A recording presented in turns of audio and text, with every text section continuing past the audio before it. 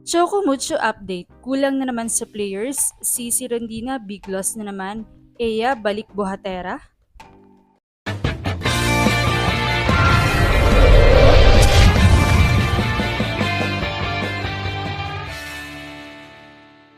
What's up, Volleyball Nation? Welcome back to my YouTube channel. Narito ako para magbigay sa inyo ng updates tungkol sa mundo ng volleyball.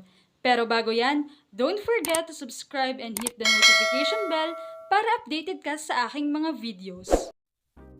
Isa ngayon sa muling inaabangan ay ang Team Choco Mucho Flying Titans dahil na rin sa kanilang new recruit na si Miss Everywhere Don Macandili, kasama na rin si Jewel Encarnacion. Malaking addition nga si Don sa team dahil hindi lamang skills ang kanyang dala, kundi ang leadership.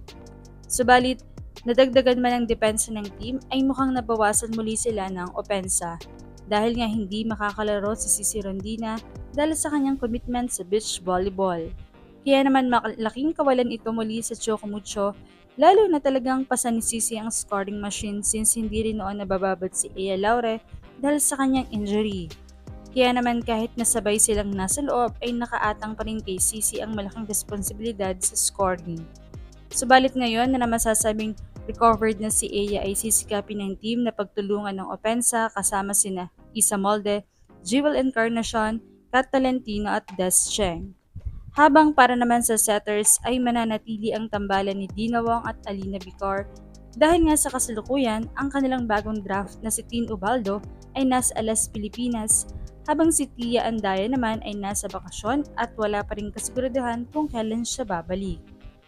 Isang balita nga ang kumakalat na umano'y aalis na ito sa team dahil sa kakulangan sa playing time, bagay na pinabulaanan ni Coach Dante dahil sa ngayon daw ay nasa bakasyon pa si Tia. Ngayong pangungunahan ni Don Macandili, Ea Laure, Dina Wong, Madi Madayag at Kat Tolentino ang team, makakabalik na kaya muli ang Choco Mucho sa finals o di kaya naman ay kahit sa podium man lang? Bagamat malaking kawalan si Cici Rondina dahil sa kanyang leadership, energy at kakayahang magbigay ng mahahalagang puntos sa mga kritikal na sandali ng laro, ipinapakita rin nito ang lalim at tibay ng roster ng Choco Mucho.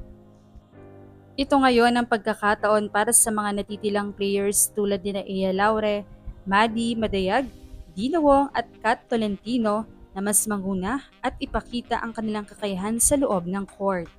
Maaari rin itong maging daan upang mas mabigyan ng pagkakataon ng iba pang mga players na mag-step up at magkaroon ng mas malaking papel sa koponan. Sa pamamagitan ng pagtutulungan, disiplina at tamang sistema ng laro, may pagkakataon ang Choco Mucho na manatiling competitive at patuloy na lumaban sa mataas na antas kahit pansamantalang wala ang isa sa kanilang pangunahing scoring machine. Ang sitwasyong ito ay hindi lamang pagsubok sa koponan kundi pagkakataon din upang maipakita ang kanilang katatagan at lalim bilang isang team. Sa tingin nyo, Volleyball Nation, may chance kayang muling makabalik ang Choco Mucho sa finals? Well, tingnan natin ang kanila magiging performance ngayong PBL on tour. Anong masasabi niyo dito? Leave a comment below. Thank you for watching and don't forget to subscribe. Thank you.